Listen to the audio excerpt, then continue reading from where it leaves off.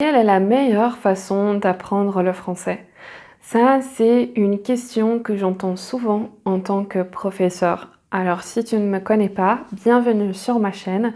Je suis Lucie, j'enseigne le français depuis 2015 et dans cette vidéo, je vais te donner mon avis sur la question, sur la meilleure façon d'apprendre le français si elle existe. Allez, on y va?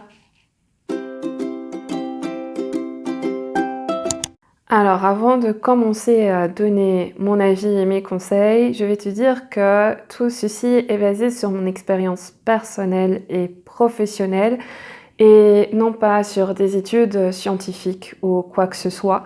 C'est vraiment quelque chose qui est basé sur mon expérience en tant qu'apprenante et aussi en tant que professeur. Donc du coup, quand un élève ou quand des élèves me posent cette question, Lucie, selon toi, quelle est la meilleure façon d'apprendre le français et aussi de progresser? Donc je leur dis souvent, il faut que tu te connaisses ou il faut que tu apprennes à te connaître. Et du coup, là, il me regarde un peu étonné, surpris, et il se demande pourquoi est-ce que je dis ça. Et en fait, il faut que tu analyses la façon qui t'aide le plus à retenir ce que tu apprends. Parce que nous avons tous des types de mémoire différents. En fait, il faut connaître ton type de mémoire.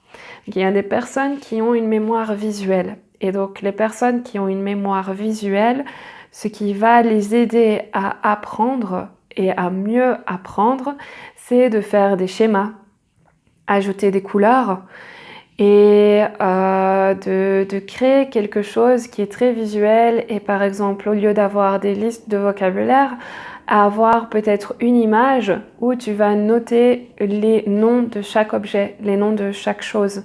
Et donc, juste le fait d'avoir ce visuel, d'avoir ces images ou d'avoir un schéma va t'aider à mieux retenir ce que tu vas lire, ce que tu vas voir, parce que c'est une mémoire visuelle. Après, il y a des personnes qui ont une mémoire auditive. Une mémoire auditive, ce sont les personnes qui apprennent le plus facilement en écoutant quelque chose. Donc là, du coup, il faut que tu te focalises, par exemple, sur des livres audio, des podcasts et des vidéos, ou bien la télévision aussi, des films et séries, et que tu prennes note en même temps des choses, évidemment, pour pas que ça parte dans l'oubli, mais utiliser l'audition comme base. Et puis, il y a des personnes qui ont une mémoire kinesthésique. Une mémoire kinesthésique, c'est quand les personnes apprennent en écrivant. Alors, copier les choses, ça prend pas mal de temps, donc ça serait pas mon conseil numéro 1. Mais si tu as une mémoire kinesthésique, alors il faut que tu écrives pour apprendre plus facilement et plus rapidement. Et donc, mon conseil là, ce serait de résumer.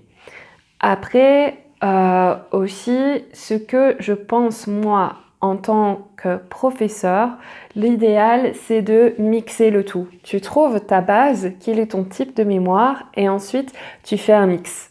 Donc on va dire que tu te focalises le plus sur ce qui te permet d'apprendre le plus rapidement et de retenir le plus facilement, et tu mixes avec autre chose pour que ce ne soit pas quelque chose qui soit tout le temps mais la même, et aussi pour pouvoir te permettre de pratiquer le français parlé, le français écouté et aussi le français que tu lis, parce que il faut apprendre le tout pour pouvoir maîtriser la langue.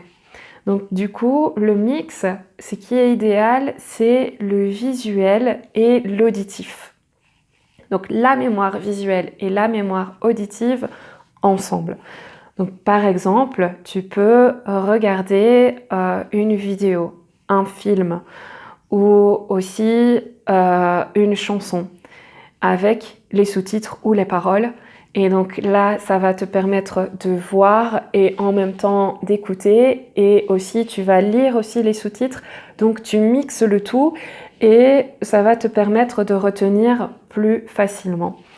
Ensuite, aussi, ce qu'il faut faire si tu as une mémoire kinesthésique et qui peut t'aider pas mal, c'est le fait d'écrire et de lire à voix haute. Donc, premièrement, tu lis à voix haute et ensuite tu écris ou bien tu fais les deux en même temps, ce qui va te permettre de travailler ta prononciation et aussi l'orthographe et ça va te permettre de retenir aussi. Et il faut répéter, répéter, répéter, répéter. Et quand tu vas faire ça, toujours des phrases ou des dialogues, mais pas des mots seuls, pas des mots tout seuls. Toujours des phrases et des dialogues qu'après tu peux utiliser dans un contexte. Et donc là, ça c'est l'idéal. Donc de tout mélanger, de tout mixer. Et aussi la pratique. La pratique qui reste très importante. Donc pour pratiquer, là, tu peux trouver une personne avec qui tu peux parler le français. Idéalement, une personne avec un niveau avancé ou une personne native qui pourra te corriger et ne pas faire de fautes que tu pourras répéter par la suite. Donc du coup, ça, c'est ce qui va pas mal t'aider. Et donc, par exemple, aussi lire. Donc, lire des livres et lire des livres avec l'audio. Donc, comme ça, tu peux lire, tu peux voir et en même temps, tu peux entendre comment on prononce. Et quand tu lis et que tu entends en même temps, tu retiens 2 fois plus. Et si tu ne veux pas lire de livre, tu peux faire ça avec des chansons. Donc, c'est exactement la même chose. Tu as les chansons, donc les personnes chantent.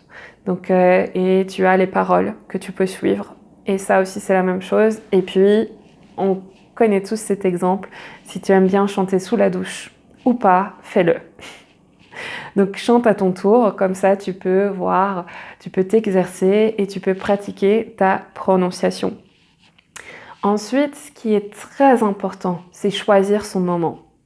Alors, choisir son moment, ce que je veux dire, c'est que il faut que tu fasses attention au moment qui est le plus opportun pour toi pour étudier, au moment où tu es le plus attentif et où tu as le plus de capacité à retenir ce que tu as fait et à travailler, où tu es le plus motivé et où les choses rentrent facilement à l'intérieur et y restent. Donc, alors, selon les études scientifiques, c'est plus facile de le faire le matin. Donc d'apprendre quelque chose le matin et de le réviser le soir. Donc tu apprends quelque chose de nouveau le matin, le soir tu révises. Il ne faut pas faire quelque chose de nouveau, il faut juste réviser pour répéter. Comme ça te permettra de retenir plus facilement ces choses-là. Mais après, personnellement, je ne suis pas du tout du matin. Je ne suis pas une lève-tôt, je suis plutôt une lève-tard. Je me lève tôt uniquement quand il faut travailler, quand c'est nécessaire. Mais si je dois faire quelque chose d'autre qui n'est pas le travail et que je me réveille tôt, je suis assez grincheuse et ça ne rentre pas dans ma tête parce que j'ai besoin de dormir. Donc du coup, si toi aussi tu es comme ça, ne te mets pas la pression et ne commence pas à te lever tôt pour apprendre le français parce que ça ne va pas fonctionner. Tu ne vas pas apprécier de faire ça, tu ne vas pas aimer. Si tu n'es pas une personne qui est habituée à se lever tôt et tu n'es pas une ou un lève-tôt, non, tu ne vas pas apprendre, ça ne va pas rentrer, ça ne va pas rester. Donc c'est pour ça que je dis, choisis bien ton moment, respecte ton corps, respecte-toi et vois quand est-ce que tu es le plus apte à apprendre et à retenir quelque chose et à pouvoir faire quelque chose. Donc si tu es une personne qui se lève tard, lève-toi tard, apprends quelque chose le matin dès que tu as le temps et puis le soir tu révises ou bien commence quelque chose le soir et puis le matin suivant révise. Ça c'est une possibilité si tu es un lève-tard. Donc voilà, ça c'est mon avis sur la question qu'on me pose souvent. Quelle est la meilleure façon d'apprendre? Donc, il faut reconnaître, donc apprendre à connaître ton type de mémoire, donc voir quel type de mémoire tu as, utiliser ça comme base, ensuite mixer avec quelque chose d'autre pour utiliser d'autres sens, d'autres types de mémoire qui vont t'aider à retenir plus facilement, puisque quand tu mixes, tu retiens 2 fois plus. Et puis aussi choisir ton moment, donc choisir le moment où tu es le plus apte à étudier, à être motivé, à retenir et à apprendre des choses. Voilà, donc ça ce sont mes conseils pour aujourd'hui. J'espère que tu as apprécié cette vidéo et si ce n'est pas déjà fait, abonne-toi et on se voit dans une autre vidéo. À plus!